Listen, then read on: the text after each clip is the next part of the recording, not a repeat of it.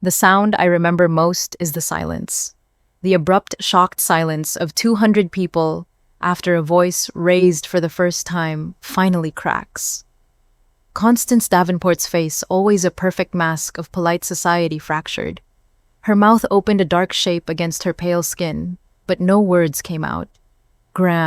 My Graham stood frozen between us. A groom in a tuxedo with nowhere to go. The guests, friends, family, they stared. This was not in the program. I met my future mother-in-law's eyes. The woman who had spent 8 months trying to erase my family, my history, my name stood exposed in the grand hall of the Covington estate. She thought I would break. She thought I would bend until I disappeared. She never imagined I would simply walk away. I turned from the wreckage of the wedding that never was, my father on one side, my mother on the other, and I did not look back. That woman, the one who walked away, wasn't born in that moment. She was forged in the 3 weeks that came before. It all started with the rustle of silk and the weight of a perfect, beautiful lie. 3 weeks earlier. "Oh, honey, your grandmother would have cried." My mother Irene stood with her hand pressed to her lips. Her own eyes were shining. My best friend Trish was grinning, phone held up to capture the moment from every angle. I stood on a small carpeted platform in the middle of Bellevue Bridal, surrounded by 3 versions of myself in 3 gilt-edged mirrors. I was Joanna Mercer, 40 years old, a hospital administrator used to solving problems, not being the center of them. And in this dress, I felt like someone else entirely. The weight of it was the first surprise. It felt heavier than it looked, 1,000 tiny pearls and layers of silk whispering against my skin. "Mom, don't," I said, my voice tight. "You'll make me cry, and then my mascara." "I don't care about mascara," she said, her voice thick with emotion. "My baby girl." "Okay, enough with the Hallmark moment." Trish cut in, bless her. "Turn around, let me see the back." I turned slowly, the long train sweeping across the platform. A seamstress, a quiet woman named Anna, knelt at my feet, her mouth full of pins. "The waist, it is a little tight?" she asked, her fingers probing my side. I could feel a pinprick, a slight pinch, but I shook my head. "It's fine. Really. It's perfect." Trish narrowed her eyes. "Joe, I can see you wincing. Tell her it's too tight." "It just needs to settle," I insisted. Perfect. That was the word that mattered. The dress had to be perfect. The venue, the flowers, the seating chart.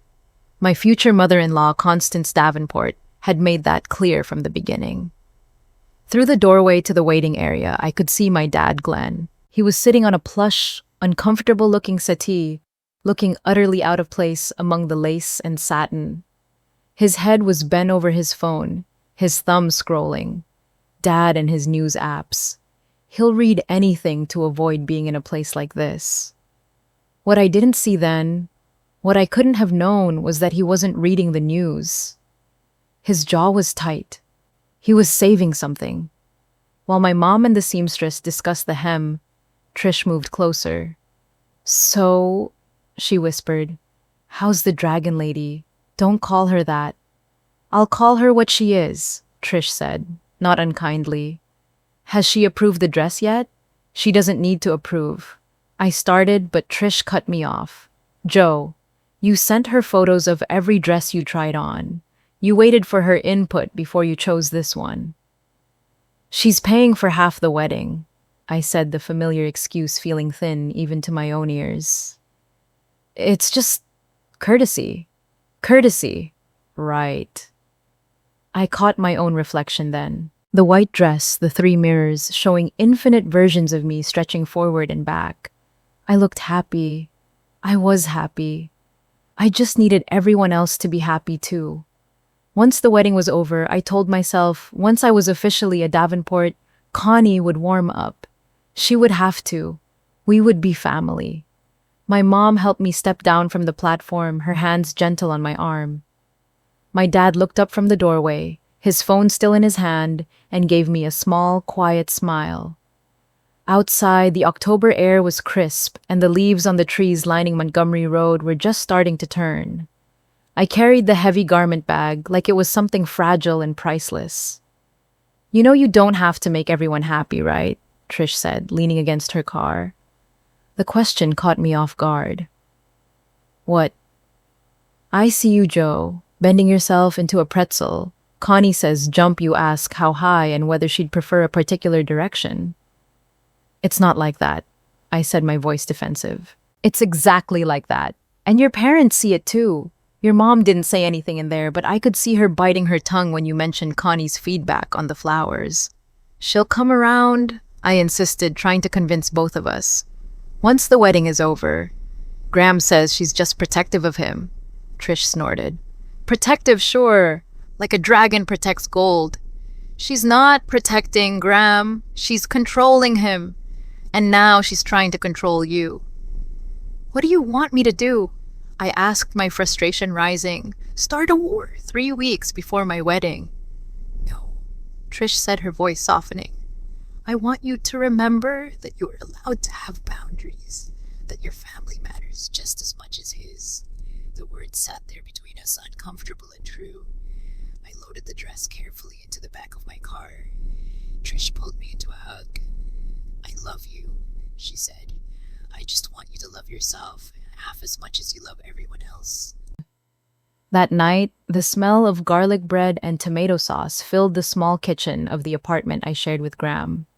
He was setting the dining table, carefully placing the cloth napkins and wine glasses that had been a gift from his mother.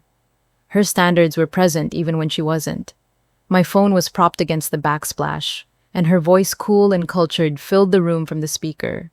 And the florist confirmed the arrangements for the rehearsal dinner, Connie was saying. I upgraded the centerpieces. The originals were simply too sparse. Oh, I said, pausing my stirring. I thought we'd finalize those. Darling, trust me, she said, her tone leaving no room for argument. For the rehearsal dinner especially, my friends will be there. The Hendersons, the Porters. We want to make an impression. Across the room, Graham caught my eye. Just agree, he mouthed silently. I stirred the sauce and said nothing. It was easier. For 18 months, it had always been easier. Pick your battles, Joe. Just get to the wedding. Now, Connie's voice cut through my thoughts. About the seating. I've been thinking about your parents. I stopped stirring. The sauce bubbled unattended. My parents, they're lovely people. Truly, she said. But the family table one is really meant for, well, family, the immediate Davenports. Perhaps your parents would be more comfortable at a smaller table, less overwhelming. They could be with your friend Patricia and some of the cousins. My hand froze over the stove. The air in the kitchen suddenly felt thick and heavy. I looked at Graham. He didn't look up from arranging the silverware. He just kept moving, his silence a deafening roar in the small apartment. My parents are immediate family, I said, my voice strained. They're the bride's parents.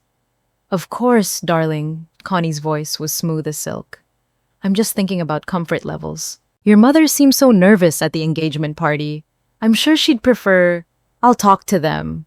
I cut in the words, tasting like ash.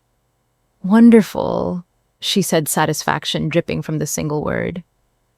I knew you'd understand. The line went dead. The only sound was the bubbling sauce. Graham finally looked up, a placating smile on his handsome face. She doesn't mean it badly, he said, and God help me, in that moment I believed him. The suggestion hung in the air long after Connie's call, ended a poisonous little cloud in our cheerful open-plan apartment. For 2 days I tried to wish it away.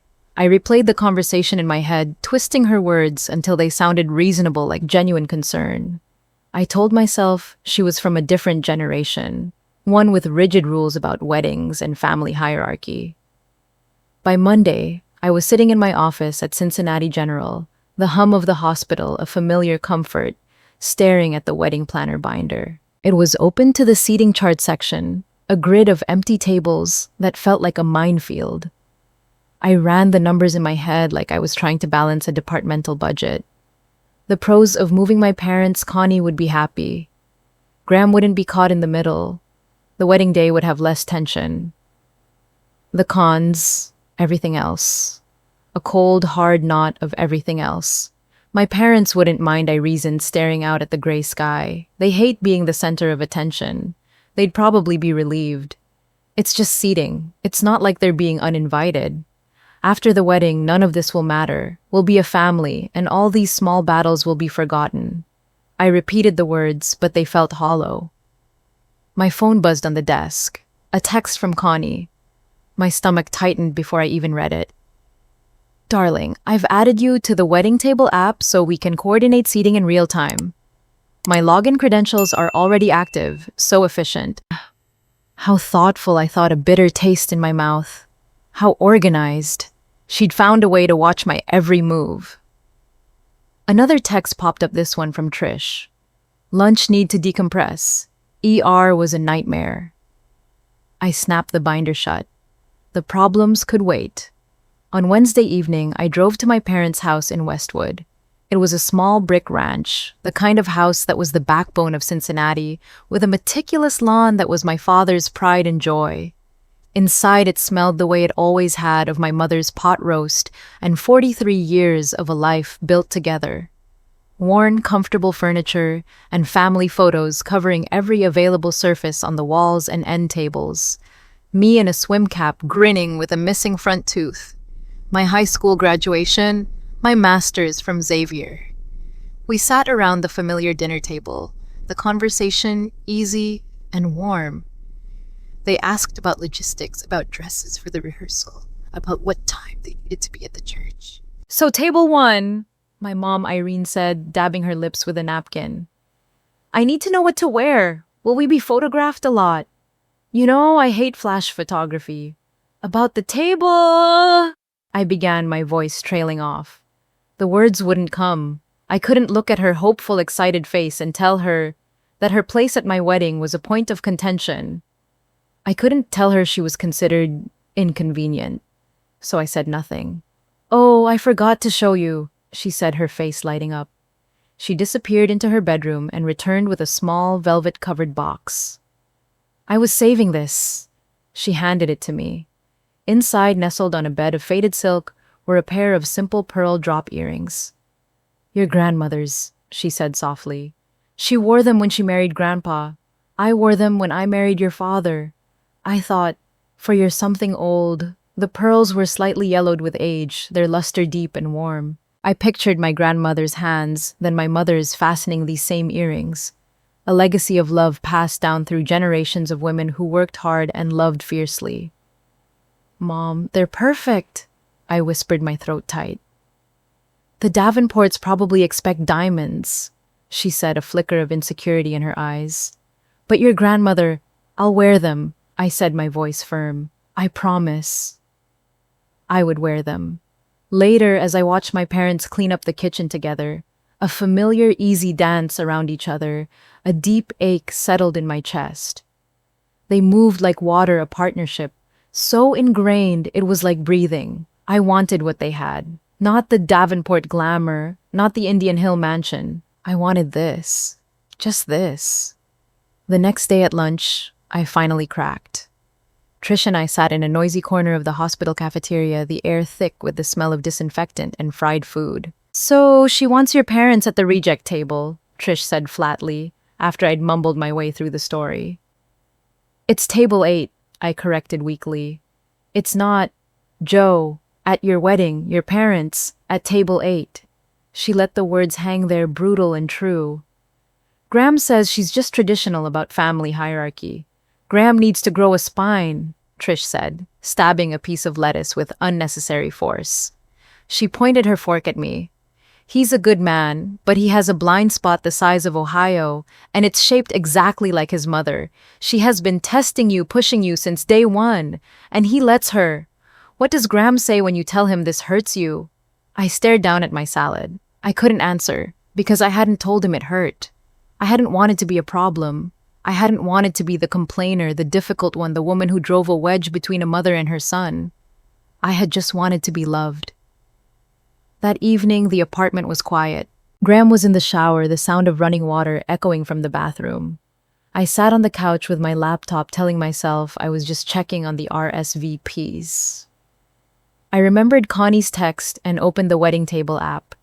A part of me knew what I would find. I think I'd known since she first made the suggestion. The seating chart loaded. I scanned the little digital tables.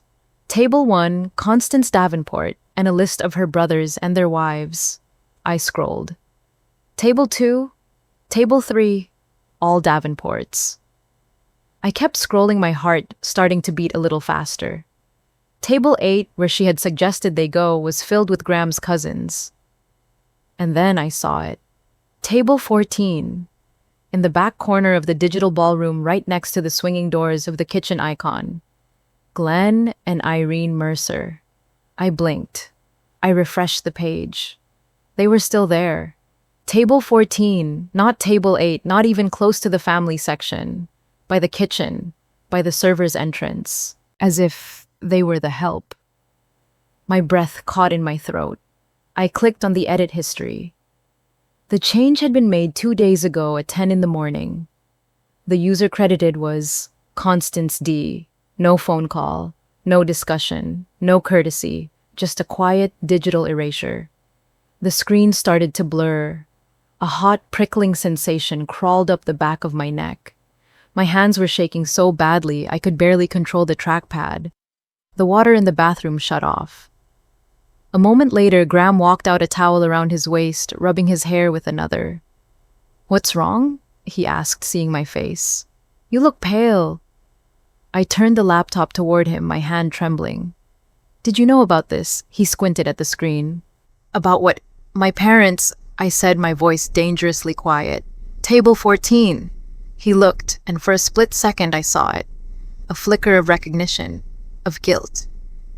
It was gone as quickly as it appeared, replaced by a look of careful neutrality. "Oh," he said. "Mom mentioned something about making some adjustments." Adjustments. The word came out like a gunshot in the quiet room. I stood up, the laptop sliding onto the couch cushions. She put my parents at a table next to the kitchen Graham. She put the mother and father of the bride at the worst table in the entire room. That's not an adjustment. He held up his hands, a gesture meant to soothe. It only enraged me more. Okay, calm down. I'm sure she just wants everything to look cohesive for the pictures. You know how she is about appearances. Cohesive. I could hear my voice rising, getting shrill. What is not cohesive about my parents? Joe, come on. Your parents won't care where they sit. They're just happy we're getting married. Don't you dare tell me what my parents will or won't care about, I snapped. It's just one day, Joe, he said, and the words were a slap in the face. The same excuse I had been telling myself, now weaponized against me. This isn't an adjustment, I said, my voice dropping suddenly cold and clear. This is erasure. That's dramatic. Is it? I took a step toward him. Is it dramatic? Graham, table 14, the kitchen table! Like they're the catering staff. Did you know she was going to do this? He looked away. He couldn't meet my eyes, and that was all the answer I needed. For the first time in 18 months, I didn't smooth it over. I didn't make it okay. I didn't swallow my anger and my hurt to keep the peace. I just stood there, shaking my heart, a cold, hard stone in my chest, and I waited for him to see it, to see me. He didn't. He just saw a problem that was making his evening uncomfortable. The drive to Indian Hill the next afternoon was like crossing into another country. The quiet, tree-lined streets of Hyde Park gave way to winding roads, stone walls and houses that weren't houses, but estates set so far back from the road you could only catch glimpses of slate roofs and manicured gardens. Each mailbox was a statement, each driveway a declaration. This was Davenport territory. I had never come here without Graham. Driving up the long circular driveway to the imposing brick colonial, I felt like a trespasser, a petitioner. My hands were slick on the steering wheel. The heavy front door was opened by a housekeeper who looked me over with polite disinterest before leading me into the formal sitting room. Everything inside was perfect, not just clean but position. The fresh flowers in the vase on the mantelpiece looked like they had been arranged with tweezers. There was no dust, no clutter, no sign that actual human beings lived here. It smelled of lemon polish, old money, and a faint floral air freshener that couldn't quite mask the chill in the air. This was Connie's element, her fortress. She entered a moment later, carrying a silver tea service as if it weighed nothing. She was dressed in a tailored cream-colored dress, her silver white hair in its immaculate French twist. She smiled, but it didn't reach her piercing gray-blue eyes. "Joanna, what a surprise," she said, her voice smooth and even. "Graham didn't mention you were coming." "Graham doesn't know I'm here," I said. A microscopic shift in her expression, a flicker of something hard behind the polite facade. The mask adjusted. "I see. Tea." She placed the service on the antique coffee table between us. "No, thank you." My voice sounded small in the cavernous room. I clasped my hands in my lap to keep them from trembling. "I'm here about the seating chart." She poured herself a cup, the clink of the porcelain against the saucer, the only sound in the room. "Is there a problem? You moved my parents to table 14 Constance." She took a delicate sip. "I made a few final adjustments for flow, yes. The back of the room has a lovely view of the gardens, and it's much quieter there. I was simply thinking about their comfort." "Their comfort?" The words were incredulous. "You put them by the service entrance." "You seem emotional, dear," she said, setting her cup down with a steady hand. "This is a minor logistical detail. It's not something to become agitated over." "It's not minor to me, and it is not a logistical detail. It's my mother and my father." Her smile was thin-tight. "And they are lovely people. I've said so myself. But surely you can understand the family table needs to project a certain cohesion. For the photographs, for the guests who are accustomed to a particular standard." "Expect what?" I asked, my voice getting stronger. "What standard are my parents failing to meet?" She paused, her eyes sweeping over me, assessing. It was the same look she'd given the original centerpieces she'd deemed too sparse. "It's not about failure, Joanna. It's about what is appropriate. The wedding represents the joining of two families, but it is at the end of the day a Davenport event. Our friends and family will expect to see the core family together." A cold anger, unfamiliar and sharp, began to uncoil in my stomach. For the first time, I wasn't thinking about keeping the peace. I was thinking about my father working double shifts as an electrician, so I could go to Xavier. I was thinking about my mother, bald from chemo but still sitting in the front row of my graduation, her smile weak but so proud. "My parents raised me," I said, and the voice that came out was not my own. It was low, and it did not waver. "They sacrificed for me. They loved me. They are not a standard issue, and they are not an embarrassment to be hidden by the kitchen. They are my family. They will be sitting at table 1 with me." The silence that followed was absolute. The grandfather clock in the hall ticked a slow, heavy sound. I saw Connie's hand resting on the arm of the sofa tighten just slightly. Her knuckles went white, then just as quickly the mask was back in place. The polite, dismissive smile returned. "I see you're upset," she said, her voice dripping with condescension. "You're clearly overwrought. Wedding planning can be so stressful for a bride. We can discuss this another time when you're feeling calmer." She stood up, a clear dismissal. The conversation was over. I walked out of that house, my heart pounding in my ears. I hadn't won. I hadn't changed her mind. But as I got back into my car and drove away from the perfect house on the perfect street, I knew two things with absolute certainty.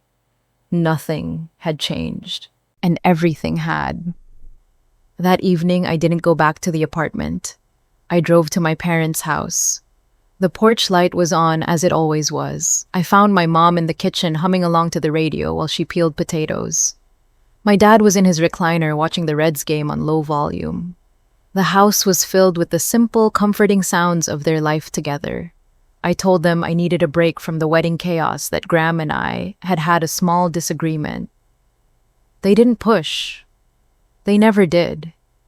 They just absorbed me back into their orbit as if I'd never left. My mom made me a cup of tea. My dad asked me if I thought the Reds had a chance at the playoffs. I sat at the kitchen table, the same table where I'd done my homework for 12 years, and I just watched them. I watched the easy way my mom moved around the kitchen, the way my dad would look up from the game to watch her a soft expression on his face. I was fighting a war for their dignity, and they had no idea. They were just living it with a quiet strength. I was only now beginning to understand. Maybe that was the problem. Maybe we all loved each other too quietly. At one point, my dad's phone buzzed on the end table. He picked it up, his brow furrowing slightly as he read something. He typed a quick reply and put it back down. "Your father's become addicted to that thing," my mom said, shaking her head as she rinsed the potatoes. "Just checking something," he said, his eyes on the television. But his attention wasn't on the game anymore. I stayed for 2 hours, soaking in the peace of their home, like a dying plant soaking up water. I didn't tell them about Table 14. I didn't tell them about Connie. I felt a fierce protective urge to keep the ugliness of it all away from them. They had endured enough. They deserved to simply be the proud, happy parents of the bride. When I finally got back to the apartment, Graham was waiting. He was sitting on the couch, the television off. The air was thick with unspoken words. "Where have you been?" he asked. I was worried. "I was at my parents' house," I said, putting my purse down on the counter. "I know," he said, and my head snapped up. "Connie called me. She said you came to see her." Of course she did. She had gotten to him first. She had shaped the narrative. "She's concerned about you, Joe," he said, standing up. "About me?" My voice was flat. "She insults my family, tries to hide them at my wedding, and she's concerned about me. She said you were agitated, emotional," he said, using her words, and something inside me broke. I was angry, Graham, and I had every right to be. She has been systematically marginalizing my parents for months, and this was the final straw. "That's not what she's doing," he argued, but his voice lacked conviction. "You know how she is. She gets an idea in her head about how things should be. She doesn't mean for it to be hurtful. It doesn't matter what she means. It matters what she does. And what are you doing, Graham, besides telling me to calm down and just accept it?" He ran a hand through his hair, a gesture of pure frustration. "What am I supposed to do? I'm stuck in the middle." "No, you're not," I said, my voice dangerously quiet. "You're standing on her side, telling me my feelings are an overreaction.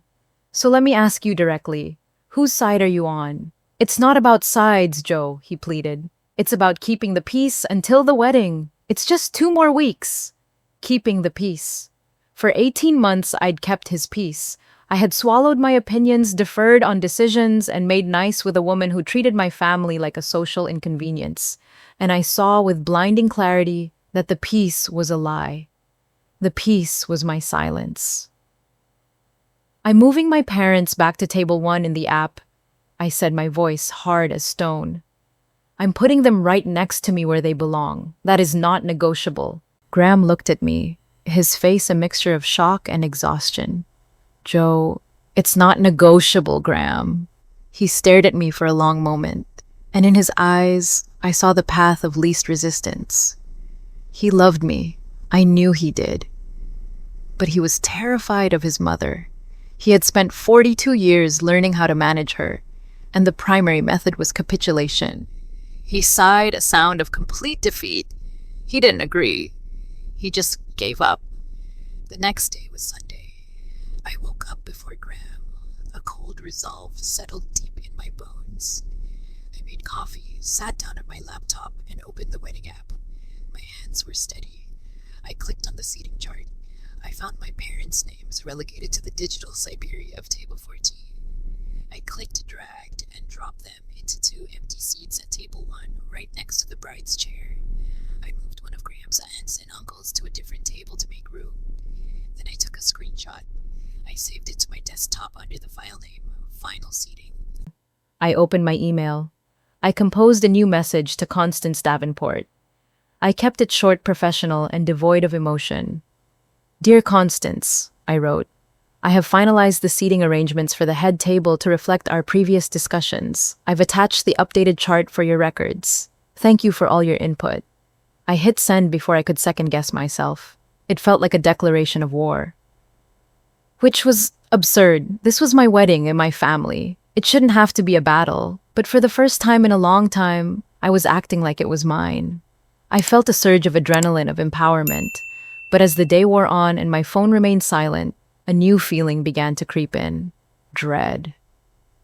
Connie didn't respond to the email. She didn't call. She didn't text. There was only a profound and ominous silence. It was worse than any angry words. It was the quiet of a predator waiting. For 2 days the silence held. It was a fragile, brittle thing. I checked the seating app obsessively a dozen times a day, expecting to see my changes undone, but my parents' names remained stubbornly fixed at table 1. Wedding-related emails from vendors filled my inbox with final confirmations and questions about timelines. I answered them methodically, a knot of anxiety tightening in my stomach with each reply. Connie remained quiet. I told myself it was acceptance, that she had finally realized she'd pushed too far and had decided to retreat. I think it's okay, I told Graham on Tuesday morning, a little over a week before the wedding. I was trying to convince myself as much as him. She hasn't said a word.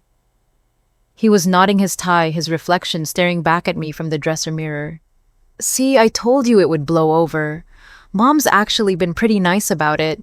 But we talked yesterday. She said she respects that you have strong opinions. Strong opinions. The phrase landed with a thud. Like wanting my parents to be treated with dignity at my wedding was a quirky personality trait, an opinion to be respected, rather than a basic human decency to be expected. But I let it go. I was desperate for the truce to be real. Maybe he had talked to her. Maybe she did understand. Maybe I had been making too big a deal out of everything. A wave of relief so potent it almost made me dizzy washed over me. I clung to it. The next day we had our final walkthrough at the Covington estate. The ballroom was empty sunlight streaming through the tall arched windows, illuminating dust motes dancing in the air. Lindsay, our wedding coordinator, a hyper-efficient woman with a clipboard permanently attached to her hand, walked us through the space. The tables will be arranged like this, she said, gesturing to the vast empty floor. Head table here on the riser, dance floor here, bar in the back. It was starting to feel real. Standing in the empty room, I could almost hear the music, the chatter, the clinking of glasses. I could almost see it all, our friends and family gathered in one place. Lindsay ticked items off her list. Okay, final vendor check. I have your contracts. Venue and catering paid by the Davenports. Flowers, photographer, DJ, and cake paid by you, Joe. Is that correct? Yes, I said. That's right. I remembered the conversations clearly. My parents had offered to contribute a significant amount from their retirement savings. I'd been so touched by the gesture. But at a dinner early on, when my father had proudly mentioned it, Connie had smiled that tight, polite smile of hers. How sweet, she'd said, her voice dripping with condescension. But we couldn't possibly accept. This is our responsibility. It was a dismissal disguised as generosity, another way of saying their money. Their contribution wasn't good enough. So I had insisted on paying for a large portion myself, needing to feel like I had some ownership, some stake in my own wedding beyond just being the bride. You've got great vendors, Lindsay said, oblivious to the memory clouding my face. Petals by Marta, they did my sister's wedding. Their work is stunning. And Dex is the best DJ in the city. He really knows how to read a room. I wanted to use local people, I said. People who would be invested. While Lindsay and Graham discussed the logistics of the bar setup, I walked over to the spot where the altar would be. A simple iron arch stood waiting. I reached out and touched the cool metal. I pictured it covered in white roses and eucalyptus, the scent filling the air. For a moment, standing there in a sliver of sunlight, everything felt possible again. The anxiety receded, and I allowed myself to feel a flicker of the pure, uncomplicated joy I was supposed to be feeling. I was getting married here in 10 days. Everything was going to be fine. The illusion shattered the next evening. My phone rang as I was leaving work. It was Connie. My stomach instantly clenched. "Joanna, darling?" she said, her voice impossibly cheerful. "I have the most wonderful news. I've finalized everything for the rehearsal dinner. It's going to be absolutely perfect." "Oh, great," I said, trying to match her tone. "The private room at the Embers is confirmed. I've settled on a menu mostly steak and seafood. Your father-in-law always said you can't go wrong with the classics, and the guest list is at a firm 80 people." 80 people? I stopped walking, fumbling for my car keys in my purse. 80 Constance, my list had 20 people on it. I had sent her a list of my closest friends, my aunts and uncles, the people who had known me my entire life. "Yes, it did," she said breezily, "and I made room for, let's see, 12 of them. Your lovely friend Patricia, of course, and your parents, and a few of the aunts." 12? My voice was faint. "What about my friends from college? My cousins?" "We simply had to prioritize, darling," she said, the steel returning to her voice. "There are so many of Graham's business associates we couldn't possibly leave out, not to mention our family friends who've known him since he was a boy. Surely you understand. It's about presenting a united front." I understood perfectly. Her people, her event, her son. I was the plus one at my own rehearsal dinner. A memory sharp and painful surfaced. My mother, 2 months ago, her face alight with a rare kind of pride. "You'll let us do something for the wedding, won't you, Joe? Your father and I, we want to contribute." I knew they couldn't afford much, but it was so important to them. "Of course, Mom," I had said, hugging her. "You're going to do the desserts for the rehearsal dinner. Everyone loves your baking." She had been so thrilled, spending weeks testing recipes for lemon bars and her famous chocolate pecan pie. "Constance," I said, my voice tight, "what did you decide on for dessert?" "Oh, the most divine little things," she gushed. "I've ordered an assortment from a wonderful French patisserie in Indian Hill. Miniature creme brulees, chocolate eclair, fruit tarts. They'll be exquisite." I closed my eyes. Quietly, without a word to me, she had erased my mother's contribution. She hadn't just said no, she had pretended the offer was never made, overriding it with something she deemed more appropriate, more impressive. Another piece of my family deemed not up to the Davenport standard. "That sounds lovely," I said, my voice a dead thing. "I knew you'd approve," she said, completely oblivious. "You have such good taste." I hung up the phone and sat in my car in the hospital parking garage. For a long time, the engine off, just staring into the concrete wall in front of me. The joy I had felt at the venue the day before was gone, replaced by a cold, creeping dread. I couldn't sleep that night. The wedding was 8 days away. The dress was altered and waiting. The vendors were booked and paid.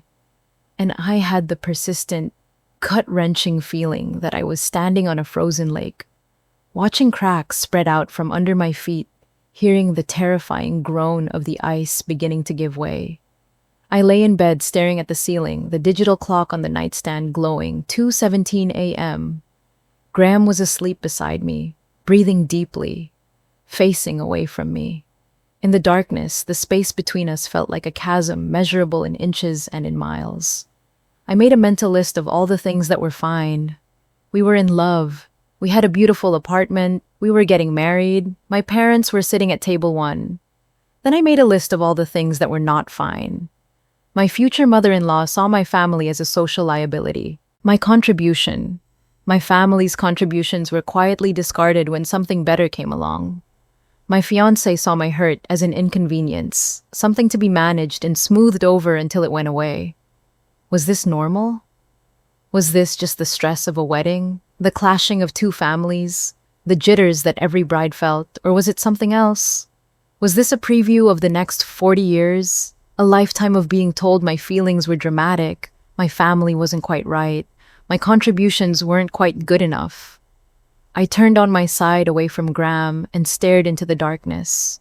I had never felt so alone. The cracks in the ice were spreading, and I was terrified of what would happen when I finally fell through. By Saturday, 6 days before the wedding, the dread had hardened into a low-grade hum of anxiety. I moved through the final preparations in a fog, my smile feeling stiff and unnatural. I met Trish for lunch, needing a dose of her no-nonsense reality. "So, the dragon lady back down?" she asked, sliding into the booth at our favorite diner. "It seems like it," I said, picking at a loose thread on the vinyl seat. "She hasn't brought up the seating chart since I changed it back last week. And Graham, he's been supportive." I said the word tasting like a lie. "In his way." Trish raised a skeptical eyebrow. "In his way, meaning he stopped telling you to just go along with her. He told me he talked to her that she said she respects my strong opinions," I said, and Trish actually snorted into her iced tea. "Oh, that's rich. She respects your opinions now that she knows you won't roll over." "Don't trust it, Joe. A snake doesn't change its scales." "I know," I said, though a part of me desperately wanted to believe the fight was over. "But what else can I do? The wedding is next Friday. I just have to get through this week." "You look exhausted," she said, her voice softening. "This is supposed to be the fun part." I tried to smile. "It will be, once it's all over." We talked about other things, about a difficult case at the hospital, about her disastrous date the night before. For an hour, I felt almost normal. The conversation was light, and her unwavering support was a balm. I left lunch feeling a little better, a little more hopeful. Maybe I was just being paranoid. Maybe everything really was fine. That evening was a pre-wedding cocktail party at the Davenport house, just for family. The cavernous living room, which always felt more like a museum than a home, was filled with the Davenports. Graham's uncles, who were partners at his firm, his perfectly coiffed aunts, and a sea of cousins I could never keep straight. Champagne flowed, served by a caterer in a crisp white jacket. My parents looked deeply uncomfortable. My dad stood stiffly by the grand piano, nursing a club soda, looking like he'd rather be anywhere else. My mom, dressed in a new blue dress she'd been so excited about, was trying to make conversation with one of Graham's aunts, a woman who kept looking over my mom's shoulder as if searching for someone more important to talk to. Connie was in her element, gliding through the room, a queen holding court, accepting compliments on her home, her son, her impeccable taste.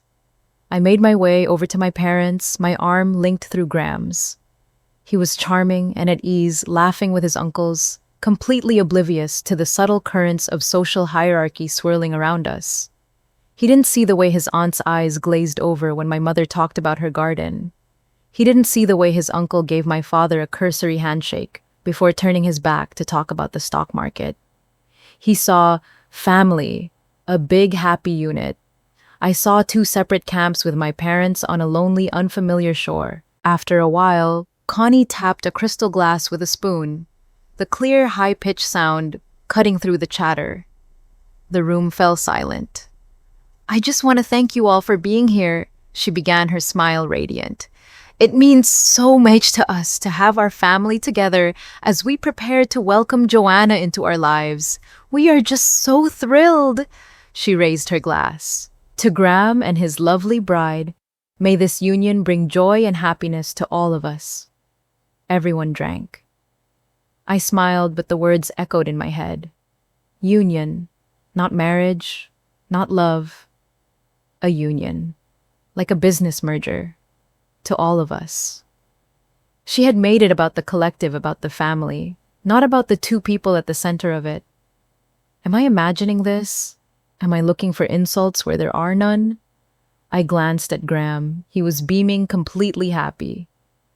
As the party wore on, I noticed Graham checking a second phone he kept in his jacket pocket.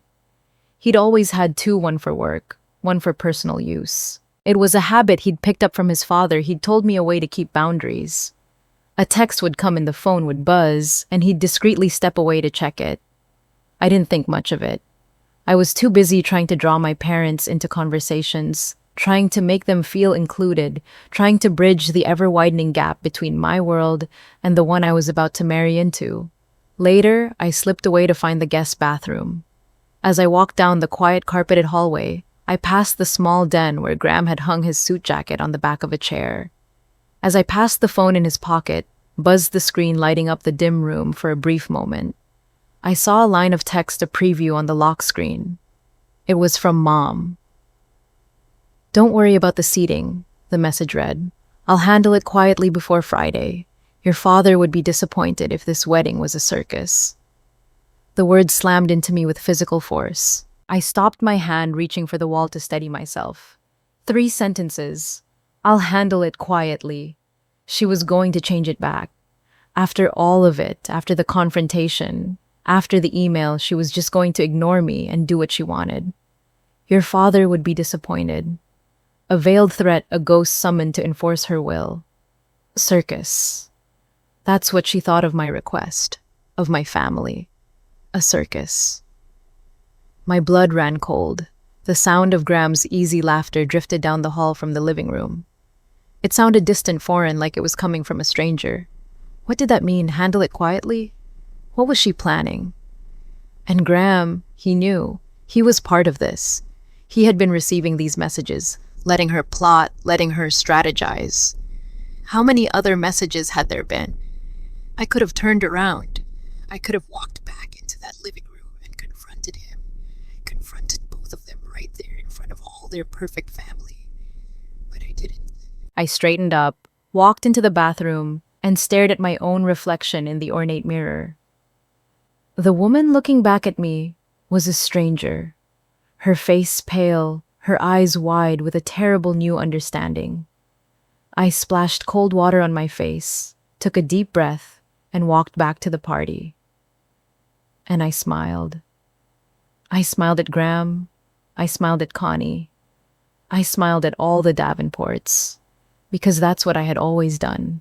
I had kept the peace. That night, I lay in bed, my body rigid, listening to the sound of Graham's steady breathing. 1:30 in the morning. My eyes were wide open in the darkness, replaying that text message, those 3 short sentences over and over. A quiet rage, colder and harder than anything I had ever felt, had taken root deep inside me. I had never snooped. I had never felt the need to. Our relationship was built on trust, or so I had thought. But trust had left the building. Tonight, the need to know, the desperate, clawing need to understand the full scope of the deception, was stronger than any principle I held. I slipped out of bed. Graham's suit jacket was draped over the armchair in the corner. I found the work phone in the inside pocket. The screen was dark. The battery was dead. Of course. My hands shook as I found his charger on the desk and plugged it in. I sat on the floor waiting in the darkness, my heart pounding against my ribs. After a minute that felt like an hour, the screen flickered to life. It asked for a passcode. My breath hitched, but then I tried the first thing that came to my mind. Our anniversary. 8 digits, the phone unlocked. A small, stupid part of me felt a pang of something. Sadness that he had been so careless, that he had never bothered to change it. The text messages with his mother were right there at the top of the list. I opened the thread. My hands were trembling so hard I could barely scroll. I started at the top and began to read, scrolling backward in time. Through last week, last month, all the way back to the beginning. It was all there. 8 months of it. 8 months of polite, coded, cruel complaints about me and my family. It started a week after our engagement. Connie, the blanket her parents gave us, is rustic. Where on earth should I put it, Graham? Just put it in the guest room, Mom. They meant well.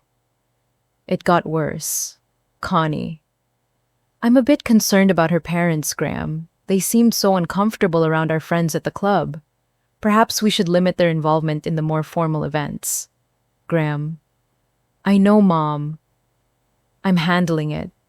Connie. The photographer you're considering, his portfolio is very modern. I worry about the photographs. The contrast between our families might be rather stark. Graham. I'll talk to Joe. We can find someone else. Connie. Your father always expected a certain level of decorum. He would have wanted this wedding to be a reflection of our family's standards. I'm just trying to honor his memory. And Graham's replies. Over and over. I know, Mom. I'll handle it. She won't notice. Just a few more weeks. The phone slipped from my numb fingers and clattered softly onto the rug. I scrambled to pick it up before the noise could wake him. I felt like I couldn't breathe. The air in the room was too thick. He knew. Every single time I had voiced a concern, he knew. Every time I had felt that subtle sting of condescension from his mother, he knew. Every time he had told me, "She doesn't mean it that way," or "You're reading too much into it," and he knew. He wasn't just placating me. He was actively managing me. I wasn't his partner. I was the problem. I was the circus that needed to be handled before it disappointed his dead father. I crept into the bathroom and locked the door, sinking down onto the cold tile floor. I pressed my hand to my mouth to stifle a sob that threatened to tear out of my throat. I stared at my reflection in the polished chrome of the faucet. The woman in the distorted reflection was a fool. A smiling, accommodating fool who had been so grateful to be loved that she had never stopped to ask what that love would cost her. The wedding was 5 days away. The invitations had been sent. The vendors had been paid. The dress was hanging in the closet. 5 days until I walked down the aisle, toward a man who had been lying to me for our entire engagement. What did I do now? I don't know how long I sat on the bathroom floor. An hour, maybe 2. Eventually, the cold of the tile seeped into my bones, and a terrifying calm settled over me. I crept back into the bedroom and slid under the covers, lying perfectly still, my back to Graham. Sleep was impossible. I spent the rest of the night staring into the darkness. The damning text messages burned onto the back of my eyelids. The next morning, the sunlight streaming through the window felt offensively bright. Graham was in the kitchen, humming along to the radio, making coffee like it was just another Sunday. The smell of brewing coffee, a scent I usually loved, turned my stomach. I walked in my face, a carefully constructed mask of neutrality. I felt like a spy in my own life. "You slept late," he said, smiling at me over his shoulder. "Feeling okay. Just wedding stress," I said. The lie came easily. I had been practicing for months. "Only 5 more days," he said, handing me a mug. "Then it's all over and we can just be married." Over. He said it like he was counting down a prison sentence. 5 more days until the problem was handled, until I was safely installed in the Davenport family, the rough edges of my background sanded down and tucked away. I watched him as I sipped my coffee. I saw everything differently now. I saw the way his eyes flickered to his work phone when it buzzed on the counter. I saw the slight tension in his shoulders when a text from his mother came through. I saw how he angled the screen away from me, a subtle practiced gesture I had never noticed before. Everything that had been invisible was now glaringly obvious. "Mom's finalizing the numbers for the rehearsal dinner," he said, scrolling through his phone. "She wants to know about any dietary restrictions for your family." "My mother is lactose intolerant," I said, my voice flat and cold. I told her that 3 months ago. I wrote it down for her. He had the grace to look uncomfortable. "Oh, right. Well, I'll remind her." He wouldn't. He would tell his mother he had reminded her, and then she would forget, and my mother would spend the evening politely declining every dish that was served. It was death by 1,000 tiny cuts. A systematic campaign of making someone feel like they didn't belong, that their needs were an afterthought, an inconvenience. And the man I was supposed to marry was a willing accomplice. On Monday evening, with 4 days to go, Connie made her move. She called me her voice once again, dripping with false sweetness. She claimed she was calling to confirm the final catering numbers, asking a few pointless questions about things we had decided weeks ago. It was all a smokescreen. I knew with a certainty that chilled me to the bone that the call was a prelude to something else. After we hung up, my hands were shaking as I opened the wedding app on my laptop. I navigated to the seating chart. My heart hammered against my ribs. Table 1 was full of Davenports. I scrolled down. table 14 by the kitchen were my parents. She had done it. She had waited until the final week, assuming I would be too overwhelmed, too exhausted, too invested to fight back. But it was worse than that. I looked closer, my blood turning to ice. The names were no longer Glenn and Irene Mercer. The little digital place cards now read Glenn Mercer. She had misspelled my father's name, a deliberate petty insult, and guessed. Guessed, not Irene, not my mother, not the mother of the bride, guessed, like she was a stranger, an anonymous +1 my father had brought along. It was the ultimate act of erasure. She had taken my mother's name. I picked up my phone and called Graham. He answered on the second ring, his voice cheerful. "Hey you. Your mother changed the seating chart again," I said, my voice devoid of all emotion. "And she misspelled my father's name." There was a pause. "I'm sure it was just a typo, Joe. She's listed my mother as guest," I cut in. The silence on the other end of the line stretched for a long, damning moment. I could hear him breathing. I could picture his face, the conflict, the desire to make this problem just go away. "I'll talk to her," he finally said, his voice weary. "Will you, Graham?" I asked. "Will you really?" "Yes," he insisted. "I'll call her right now. I'll fix it." He would talk to her, just like he'd been talking to her for 8 months. He would handle it, and in the end, nothing would change. Nothing would ever change. He came home that night with flowers, a peace offering. I left them on the kitchen counter without water. We ate dinner in a tense, heavy silence. The wedding planner binder sat on the table between us like a barricade. Graham's work phone was next to his plate. I couldn't stop staring at it. It felt like a venomous snake coiled and waiting. When we finished eating, I pushed my plate away. "I need to know something," I said, my voice steady. "And I need you to be honest with me. No more managing, no more placating, just the truth." He looked wary. "Of course. Have you and your mother been talking about my family behind my back?" I watched his tells, the way his eyes shifted to the left for a fraction of a second, the way his hand reached for his wine glass, the pause that lasted just a little too long. "She's just been concerned about the wedding," he began, the familiar excuse, sounding pathetic even to my own ears.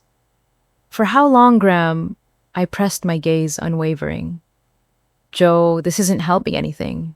How long?" He finally broke.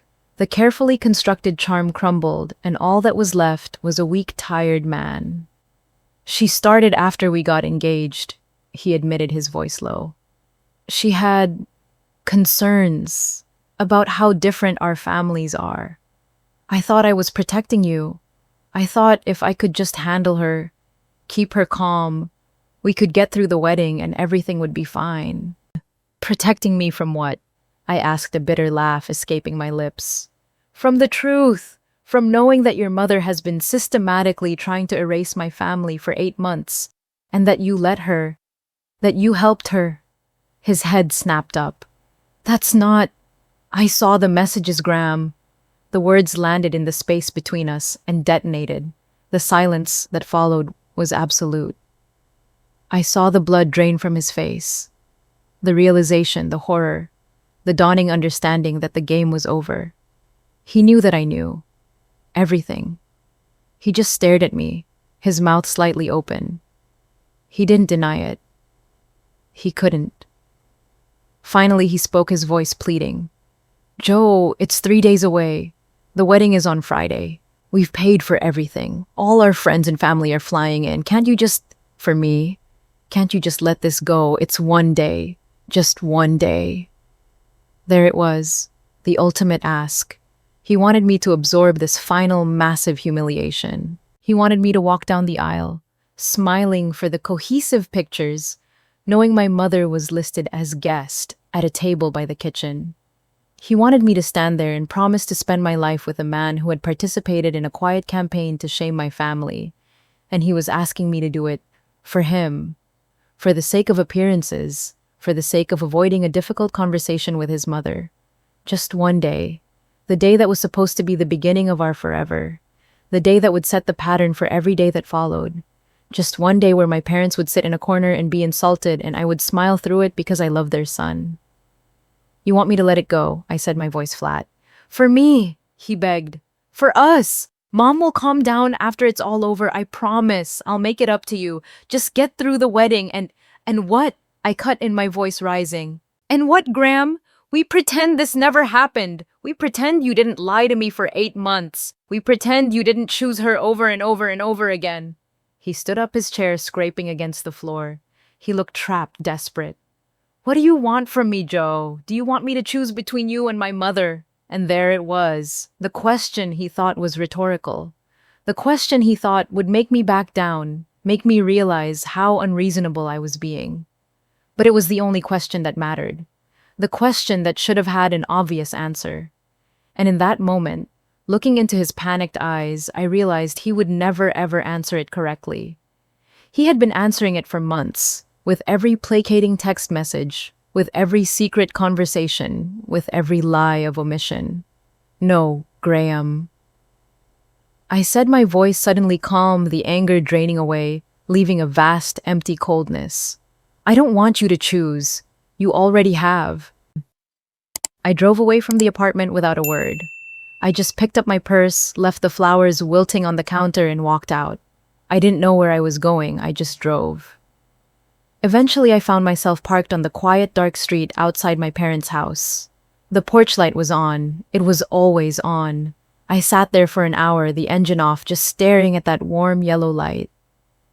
A beacon in the darkness. My parents had been leaving that light on for me since I was 16 years old. Every night I was out, whether it was on a date or at a friend's house, the light stayed on until I was safely home. Just in case.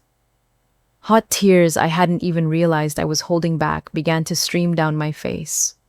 I cried silently, my shoulders shaking, mourning the man I thought I was marrying, mourning the future I thought I was building. Could I go inside? Could I tell them? What would it change? They would be heartbroken for me. They would tell me to do whatever made me happy. They would hug me and make me tea, and they would never ever say a bad word about Graham. They would absorb my pain just as they had always done. 3 days until I became Joanna Davenport. A name that suddenly felt like a cage. 3 days until I promised to love, honor, and cherish a man who couldn't even promise me the truth. 3 days until my parents would sit at table 14 smiling bravely through their humiliation because they loved me more than they loved their own pride. I couldn't do it. I couldn't do that to them. And for the first time, a new fragile thought emerged from the wreckage. I couldn't do that to myself. Eventually, the tears stopped. I was left with a hollowed-out calm, the kind of stillness that comes after a storm has passed, leaving devastation in its wake. I got out of the car and walked up the familiar concrete path to my parents' front door. It was nearly midnight. My mother opened the door before I could find my keys, her face etched with a worry that told me she'd been watching from the window. She didn't ask what was wrong. She just opened her arms and I walked into them. I need to stay here tonight, I whispered into her shoulder. Of course you do, she said, her hand stroking my hair. Your room is always ready. I told them a partial truth. I said Graham and I had a bad fight and I just needed some space to think away from all the wedding chaos. They accepted it without question, their love a quiet, unconditional blanket. My father gave my arm a gentle squeeze, his eyes full of a deep sad knowing that went far beyond what I had told them. I slept in my childhood bedroom, in the narrow twin bed with the same faded floral comforter I'd had since college. The walls were still the pale yellow I'd chosen when I was 17. My swim team ribbons were still pinned to a corkboard on the wall. It was a time capsule of a girl who believed the world was straightforward, a girl who had not yet learned the complexities of love and the quiet violence of a well-mannered smile. I woke up the next morning 2 days before the wedding, to the smell of my mother's coffee and the sight of dust motes dancing in the morning sun, slanting through my old curtains. I lay there for a long time, watching the dust float, feeling strangely disconnected from the Joanna Mercer, whose wedding dress was hanging in a closet across town. Everything I had spent the last 18 months building was a pile of rubble. And yet, in this small familiar room, I felt safer and more myself than I had in a very long time. My mother appeared at the doorway a little while later. "Honey, there's coffee." "Thanks, Mom," I said, my voice thick with sleep. She hesitated, her hand on the doorframe. "You know," she said softly, "you can stay as long as you need. No matter what." She didn't ask why. She didn't need to. Mothers know. That afternoon, I found my father in his workshop in the garage. It was his sanctuary, a place of organized chaos that smelled of sawdust, WD-40, and old coffee. He was at his workbench, methodically sanding a small piece of wood, his back to me. The rhythmic scrape of the sandpaper was the only sound. "Dad," I said from the doorway, "can I talk to you for a second?" He didn't turn around, but the sanding stopped. "Been waiting for you to ask," he said, his voice quiet. He set the sandpaper down, wiped his hands on an old rag, and turned to face me. He leaned against the workbench, his expression patient and sad and so full of love it almost broke me. This wasn't my dad's usual quietness. This was the silence of a man holding back a flood. "I can't marry him," I said, the words spilling out before I could stop them. "Connie, she's been doing things, saying things about you and Mom for months." He just nodded slowly, his eyes never leaving my face. "You know about the messages," he said. It wasn't a question. My blood ran cold. "The how do you know about the messages?" "Because I have them too, sweetheart." He reached into a drawer of his old metal toolbox, the one that held his most important tools, and pulled out a worn manila folder. It was thick, the edges softened with handling. He opened it on the workbench. It was filled with printouts, screenshots from phone emails, each one dated and annotated in my father's neat, careful block lettering. My legs felt weak. I gripped the edge of the workbench to steady myself. He gently turned the folder so I could see. It was all there, a meticulous, soul-crushing archive of Connie's cruelty. Texts she had sent directly to him and my mother. Emails with dismissive, condescending instructions. 8 months of it. Glenn. I do hope Irene understands that the rehearsal dinner is a formal affair. Her homemade desserts are a lovely thought for a church bake sale, but they aren't appropriate for this event. I've taken care of it. "Irene, I've noticed you seem a bit lost at our family functions. Perhaps it would be best if you and Glenn arrived a little later to the pre-wedding events to avoid the initial rush. It can be so overwhelming." Glenn about the wedding gift. Graham and I would prefer if guests stuck to the registry. We find that personal items, while well-intentioned, often disrupt the decor of the home. I looked up at my father, my vision blurring with tears. "Dad, when did this start?" "A couple of weeks after you got engaged," he said, his voice heavy. "The first one was to your mother about the engagement party, about how we should keep things simple and let the Davenports handle the real celebration." "Why?" My voice was a choked whisper. "Why didn't you tell me?" He looked at me, and in his face I saw the unbearable weight of the choice he had made for 8 months. "Because you were happy, Joe," he said, his voice thick with emotion. "For the first time in I don't know how long you were really truly happy. You'd found someone. You were laughing again. You were planning a future. Your mother and I, we figured we could handle a few nasty messages if it meant you got to keep that. But Dad, this is..." I gestured helplessly at the folder. "This is horrible." "We didn't know it would get this bad," he admitted, shaking his head. "We thought she'd warm up. We thought once she got to know you, got to know us. We were wrong.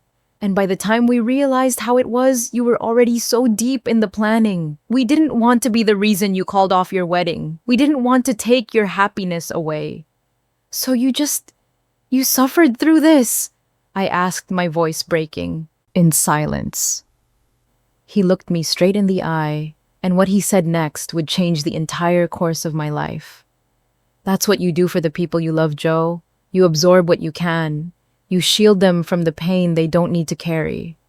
He paused, his gaze intensifying. But somewhere along the way, you forgot that you deserve that too. You've been absorbing everyone else's problems since you were 12 years old, since your mother got sick. Her illness, my grief, and now Graham's mother. You've been carrying everyone else's comfort on your shoulders, and no one's been protecting you. The dam broke. A sob tore from my chest, raw and ragged. My knees gave out and my father caught me, his strong, calloused hands holding me up. He eased us both down to the dusty concrete floor of the garage, and he held me, just held me while I cried for everything. For the love I thought I had for the man I had lost, and for the quiet, profound, heartbreaking love of the man who was holding me, who had been trying to protect me all along. After a long time, my sobs subsided into shuddering breaths.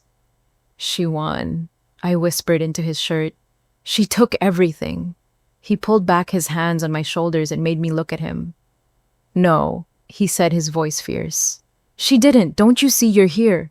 You're out. You know the truth. And now you get to choose what happens next. That's not losing, sweetheart. That's waking up. That evening, the three of us sat at the kitchen table. My mother's hand rested on my arm. My father's folder of evidence lay between us, a silent testament to the secret war they had waged on my behalf. The air was still and quiet, thick with unspoken grief, but also with a new steely resolve. I have to think about how to do this, I said, staring at the folder. You don't have to decide tonight, honey, my mother said, her voice gentle. Yes, I do, I said, a strange clarity, cutting through the fog of my sorrow. The rehearsal dinner is tomorrow night. The wedding is on Friday. If I'm going to stop this train, I have to do it now. I have to move. I began to think out loud, my administrator brain kicking into gear, sorting facts, assessing resources. What do I control? I murmured. I paid for the vendors, the flowers, the photographer, the DJ, the cake. Those are my contracts. And what about the big things, my dad asked. The venue. Connie paid for the venue and the catering, and I said. Those are her contracts, her deposits. I can't touch those. I looked from my mother's worried face to my father's steady gaze. A plan audacious and terrifying began to form in my mind. She can't be stopped from having a party. The guests have been invited. The room is booked. The food is ordered. I paused, the pieces clicking into place. Connie wanted a perfect Davenport wedding. Perfect pictures, a perfect seating chart, perfect cohesion. She just didn't want a bride who came with an inconvenient family. A slow, cold smile touched my lips. And if she wants a wedding without us, she can have one. What are you thinking, Joe? My dad asked, leaning forward. I'm not going to fight her anymore. I said, a sense of profound peace settling over me. I'm not going to cause a scene at the rehearsal dinner. I'm not going to send another email about the seating chart. I'm not going to beg Graham to choose me. Then what will you do? My mother whispered. Tomorrow morning, I said, my voice clear and strong, I'm going to make 4 phone calls. I'm going to cancel everything I paid for. And then I'm going to walk away and let them have their party in an empty, silent room. My mother's eyes widened. But what about the guests, the Davenports? That's not my circus. I said the word tasting like victory. And those are not my monkeys. Connie can explain it, or Graham can. That's not my responsibility anymore. For the first time in my adult life, I felt a massive, crushing weight lift from my shoulders. It wasn't the joy of getting what I wanted. It was the terrifying, exhilarating freedom of finally realizing I was allowed to want something for myself. The rehearsal dinner felt like an out-of-body experience. I moved through the lavishly decorated ballroom at the Embers like a ghost, an observer at my own wake. The room was filled with 80 of Connie's closest friends and business associates. Crystal chandeliers glittered overhead, casting a cold, bright light on the sea of white linen tablecloths and towering floral centerpieces, the ones she'd upgraded. My 12 guests, my small island of family and friends, were seated at a table in the back near the service kitchen. My parents, Trish, my aunts and uncles. They looked like a pocket of quiet reality in a room full of performative wealth. I wore a simple blue dress, not the expensive silk sheath Connie had suggested I buy for the occasion. I had arrived with my parents, a united front. My phone was off. The calls had been made that morning. The plan was in motion. All I had to do now was endure. I watched Connie work the room, a gracious hostess, accepting accolades for an event she had curated to perfection. She never once came over to greet my parents. Graham hovered nervously at my side, his eyes full of a desperate, questioning hope. He kept trying to take my hand, but I kept my arms folded across my chest. The toasts began. Graham's uncle, a man with a booming voice and a self-satisfied smile, toasted Graham's success at the firm. A Davenport family friend told a long rambling story about Graham as a boy. They were all toasts to him, to his family, to the great Davenport name. My family was mentioned only once in passing by Connie herself. She stood a vision of elegance in pale gray silk, her champagne flute held aloft. And of course, she said, her eyes sweeping briefly over our table in the back, we welcome the Mercers into our family. We are so pleased that Graham has found someone so accommodating, someone who understands the importance of tradition and family unity to the bride and groom. Accommodating. Of all the words she could have chosen, she chose that one. Not kind, not intelligent, not loving, accommodating. As if my greatest virtue was my ability to bend, to make myself smaller, to fit the space she allowed for me. I looked at my parents. They smiled politely, their faces betraying nothing. Beneath the table, I saw my mother's hand find my father's. They knew.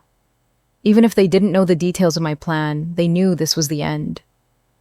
Later, Graham pulled me aside near the entrance. You seem distant, he said, his voice low and anxious. Are we okay? We're going to be okay, right?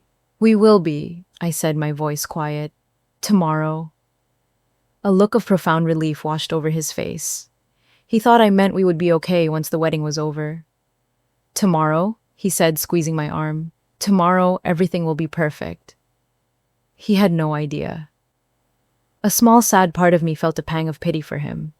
He had chosen comfort over courage, his mother's approval over his partner's dignity. And tomorrow, he would have to live with the consequences of that choice. The next morning, the day of my wedding, I was in my parents' kitchen wearing my old pajamas and nursing a cup of coffee that had long since gone cold. The sun was shining. It was a beautiful day. My father sat at the table with me reading the paper. My mother was moving quietly around the kitchen, her presence a silent, steady comfort. At 8:02, I picked up my phone. My hands were perfectly steady. I called Marta, the florist. Marta, it's Joanna Mercer, I said. I'm so sorry for the short notice, but the wedding for this afternoon is canceled. Please bill my card for the cancellation fee in our contract. There was a shocked silence on the other end. Joanna, is everything all right? Everything is fine, I said. Thank you for everything. I hung up before she could ask more questions. At 8:15, I called Dex, the DJ. At 8:23, I called the photographer. At 8:31, I called the bakery that was making the cake. The conversations were all the same. Short, polite, and final. Then I called Trish. Joe, she answered, her voice groggy. It's 8 in the morning on your wedding day. Why are you calling me? And not, getting your hair done. I need you at the venue at noon, I said. Can you do that?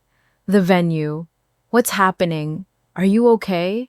I'm canceling the wedding, I said, the words feeling clean and simple. And I need someone there who is on my side. The silence on the line was profound. Then I heard a sound that was half a laugh and half a sob. Oh, thank God, she breathed. I was so worried. I'll be there at 11:30. What do you need me to do? Just be there, I said. That's all. I couldn't cancel the venue or the catering. Those were Connie's contracts. But without flowers, without music, without a photographer, without a cake, it wasn't a wedding. It was just a very expensive, very quiet party in a very large, empty room. I wasn't destroying her event. I was simply removing myself and everything that was mine from her equation. She wanted a perfect Davenport wedding. She could have one, just without the bride. I looked at my parents. I need to be at the venue at noon, I said. Will you come with me? We were planning on it, my father said, folding his newspaper neatly. My mother came over and put her hand on my shoulder. We weren't going to let you do this alone. My father's folder. His 8 months of evidence was sitting on the counter. I looked at it, then back at him. Leave that here, I said. I don't need it. You might, he started. No, I said, my voice firm. I'm not going to argue with them. I'm not going to try and prove anything. I just need to walk away. We arrived at the Covington estate at 12:30 minutes before the ceremony was scheduled to begin. The bridal suite was beautiful and empty. There were no bouquets of white roses, no photographers setting up their lights. My wedding dress hung in a garment bag on the back of the door, a silent white ghost. A moment later, the door burst open and Connie swept in, her face a mask of confusion that was quickly curdling into rage. Joanna, where are the floral arrangements? The photographer called me and said you had canceled. What is going on? The wedding coordinator, Lindsay, hovered nervously in the doorway behind her. The bride canceled all her vendors this morning, Mrs. Davenport. Connie turned on me, her eyes blazing. What have you done? I stood up, my heart beating a calm, steady rhythm. I was no longer afraid of her. I canceled my vendors' Constance, I said, my voice even. The ones I paid for. You can't do this, she hissed, her voice rising, losing its carefully manicured composure for the first time. The guests are arriving. My friends are out there. Graham is getting ready. This is sabotage. After everything I have done for you, you ungrateful. Everything you've done. I cut her off, my own voice rising to meet hers. Let's talk about that. Let's talk about table 14. Let's talk about listing my mother as guest. Let's talk about 8 months of messages telling my parents, my family, that they weren't good enough for you. Her face went pale. Guests who had arrived early were now milling in the hallway, their curious faces turned toward the drama unfolding in the bridal suite. Connie was suddenly aware of her audience. She tried to recover to regain control. I don't know what you're talking about, she said, her voice shaking slightly. You're clearly having some kind of nervous breakdown. Just then Graham appeared in the hallway, his face white. He was in his tuxedo, the white rose boutonniere pinned to his lapel looking like a cruel joke.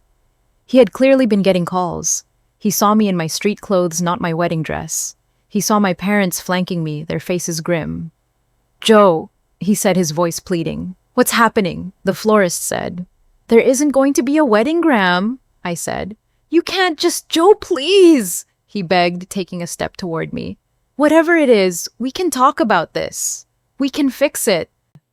We've been talking for 8 months, Graham, I said, my voice ringing with a clarity that silenced the whispers in the hall.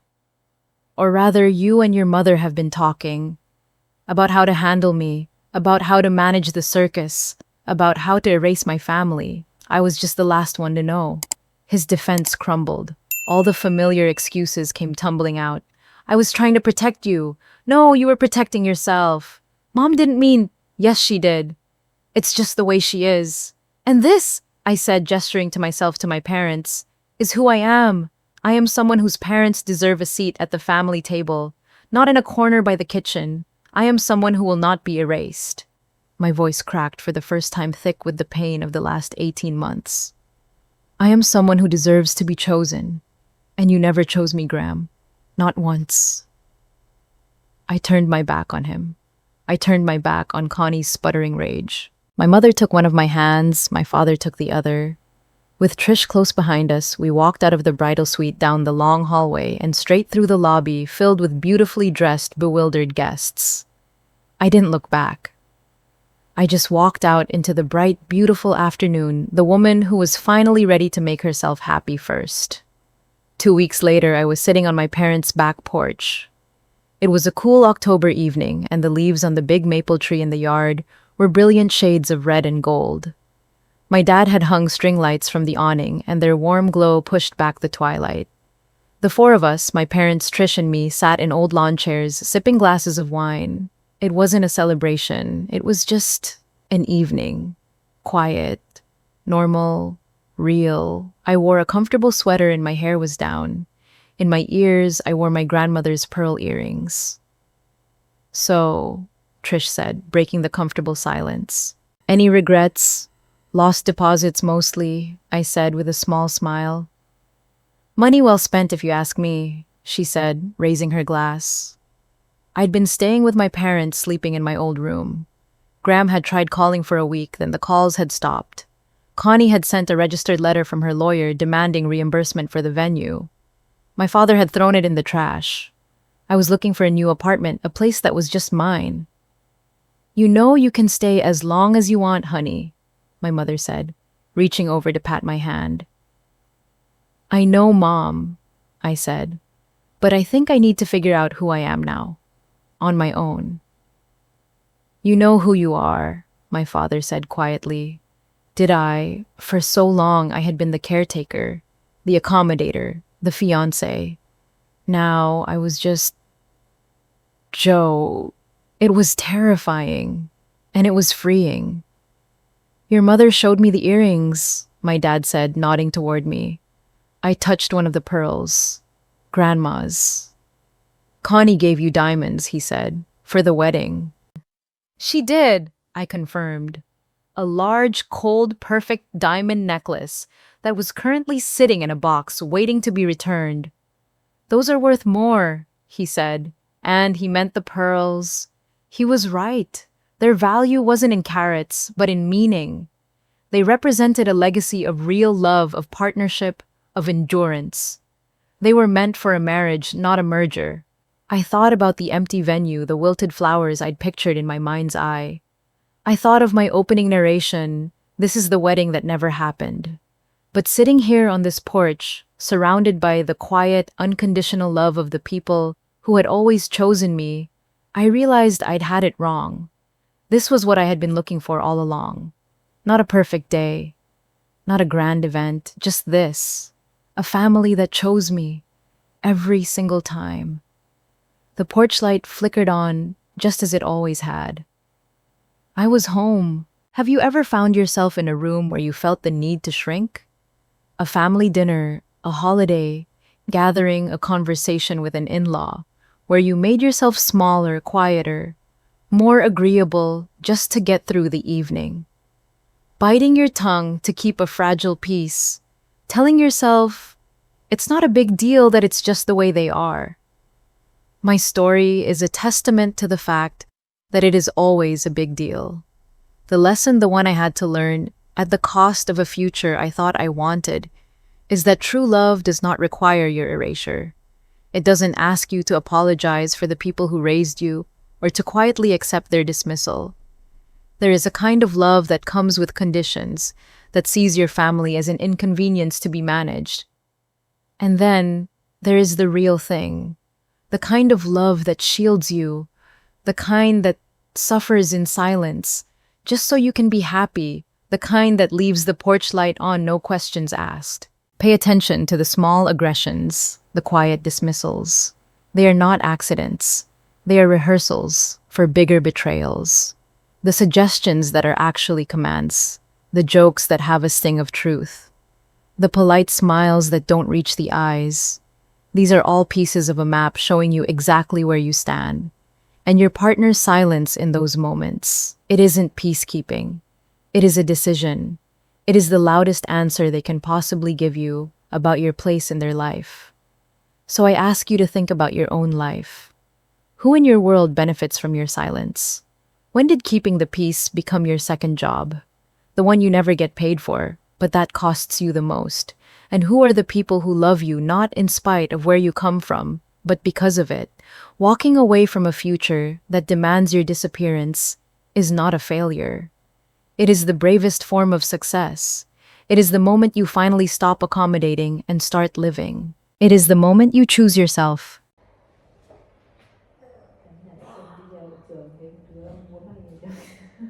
Không không không chưa. Cái gì nghe